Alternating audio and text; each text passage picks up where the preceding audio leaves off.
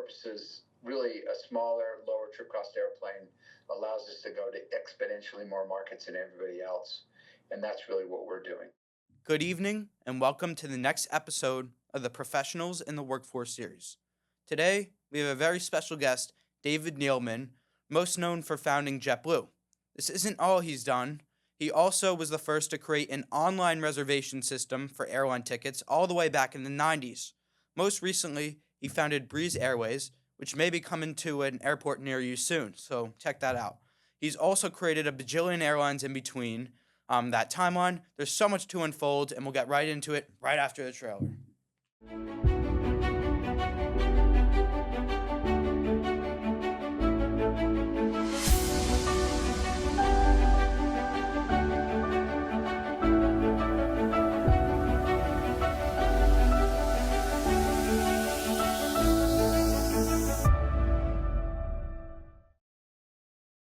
Welcome back, everyone. We're now with David Neeleman. It's a pleasure to have you on.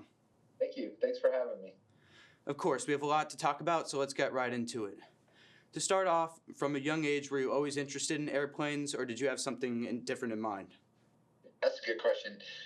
When I was at JetBlue, the PR department got some pictures from my mom, and it had a picture of me on my 3-year-old birthday with a big plane on my cake. So they said, that's it. That's when it all started. So I'm like, I don't know. But I was born in Brazil and, went back and forth from the United States to Brazil. So I was flying from a young age. Maybe that was the reason. Makes sense. So the first airline you played a major role in was Morris Air. Originally, it was a travel booking service. How did you transform it into an airline? We did charters. I called and got a plane. The Hawaiian Airlines had a plane in Hawaii, and they flew to Salt Lake, and we guaranteed it. And so that's how it kind of started, and then it became bigger and bigger. And then we finally decided to just become an airline. So we went through the process, and Steve Hazy, who runs ALC, had some planes, and he said, look, I'm not going to give you these planes unless you operate them yourself as an airline. So that's how it all started. So Morris Air was the first airline to use an online reservation system, which you created. What sparked the idea to go online way before most people were using computers? It was actually more ticketless. People didn't have computers, and this was in the early 90s, like 1992. So it was more like if you called a rental car company and you made a reservation, they gave you a confirmation number. If you called a hotel, they give you a confirmation number. But if you called an airline and made a reservation, they had to mail you a ticket. So I said, why are we mailing tickets? Why can't we just give them a confirmation number just like the hotels and rental cars do? And so basically, we just gave you that number, and you showed up at the airport with that number, and we used that number to pull up your reservation. But the problem was for airlines is that there was no reservation system that could handle that, because they were all using flat file systems. The tickets were actually the database. So we had to create a relational database to store those to create confirmation numbers from reservation data. And that was when Navitaire was born, which today is one of the largest reservation systems in the world. How long did it take the rest of the industry to adapt and start doing online reservations after you did? I think they started going ticketless by the end of the decade. Within 5 years, everyone was starting to adapt to what we were doing. We were acquired at Morris Air by Southwest Airlines. Mm-hmm. Southwest needed that technology desperately, so we took a team of people down there and taught them how to do it. And today, Southwest is in the Smithsonian as being credited as the first e-ticket airline, but it was really Morris Air. Yeah. So you mentioned being acquired by Southwest. After, was when you started JetBlue. What lessons from running Morris Air did you apply to JetBlue that made it so great? I think probably the biggest lesson of all, there are two big ones. Number one is create a great culture. Southwest had a great culture, and they celebrated lots of things. That was one thing. The second thing I learned from Southwest is that heretofore, most of all the startups went and used discarded airplanes, 20-year-old airplanes from other airlines. And I learned from Southwest, if you bought the planes for a really good price and you used the maintenance honeymoon having a brand new airplane, the cost for operating a new plane was actually cheaper than operating an old airplane because of reliability issues. And so I learned that, and that's why JetBlue started with all brand new airplanes, is because of that lesson I learned at Southwest. Now, JetBlue is known for offering luxury at an affordable price, such as satellite TV and free snacks. How are we able to offer these luxuries, in an industry with such tight margins? At that time, ironically, when I started JetBlue kind of in the late 90s, 99, 2000, airlines were still trying to give people snacks, and the snacks were $5 for a sandwich, and nobody really cared about eating food on airplanes. And the satellite TV was less than $1. So it was basically just replacing something for what people didn't want that cost a lot of money for something they wanted that cost a lot less money.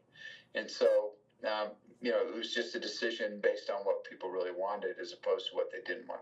Now, you mentioned like paying $5 for a sandwich and people didn't really want the food as much. Why do you think the airline industry transitioned away from giving meals in economy like they did in, I'd say, the 80s or 70s? Because they couldn't do it. Because they couldn't do a good job of it. It was very expensive. And so, people would just bring their own food on the airplane. And, airports got better at having restaurants, and people would bring their own food on.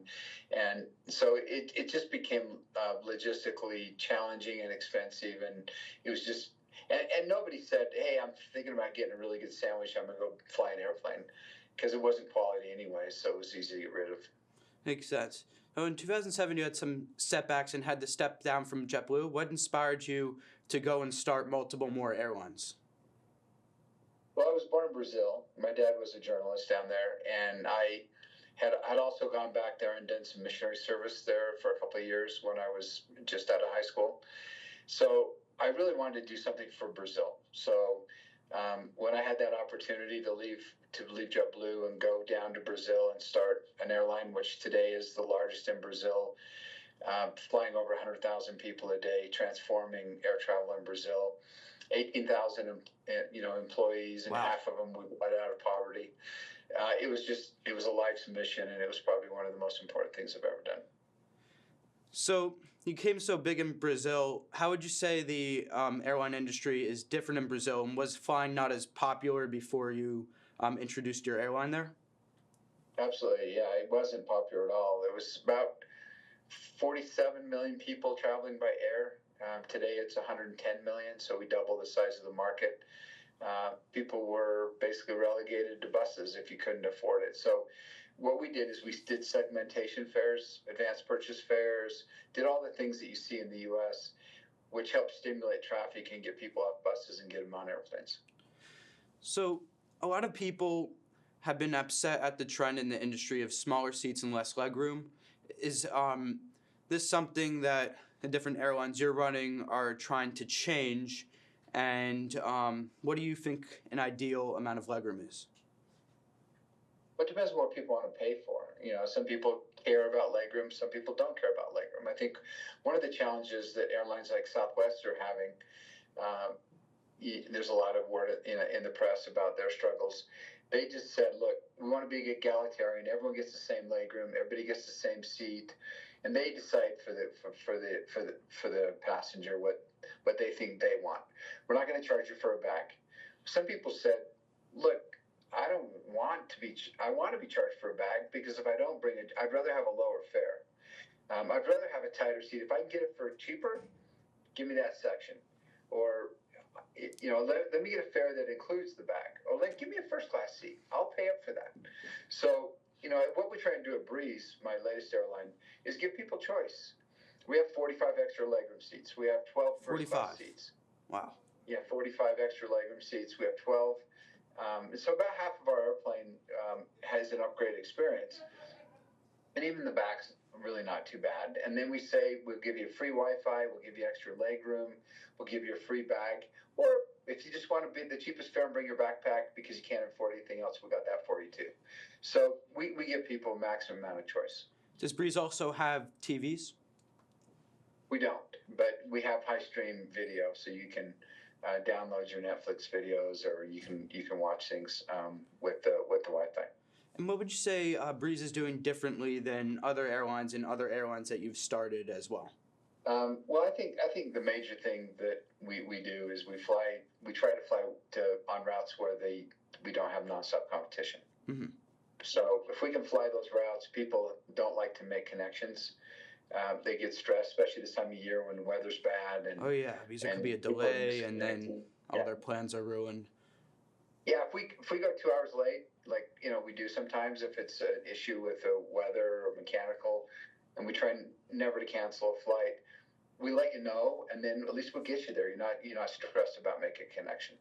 So you said you're trying to find like underserved airports. Will we ever see Breeze expand the bigger airports like JFK or Chicago or Newark?